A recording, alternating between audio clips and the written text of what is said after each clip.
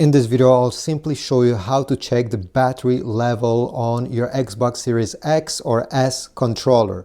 So there's multiple ways how to do it. Turn on your Xbox, turn on your controller. If you press the Xbox logo over here on the top right corner, you're gonna see a battery over there, and this is how much battery you have left into your controller.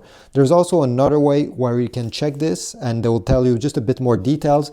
So again, you need to press the Xbox logo over there on your controller, go down onto settings. From here, you're gonna go down in devices and connection, then tap controllers and headset.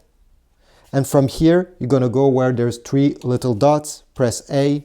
And over here, we're gonna have battery level and a small battery icon, and it will say if it's full or low, or it will say another word over here describing how much battery level you have left into your controller. So this is it. Thanks for watching. I hope this was useful. If so, please leave a like, comment down below, subscribe, and I'll see you in the next video.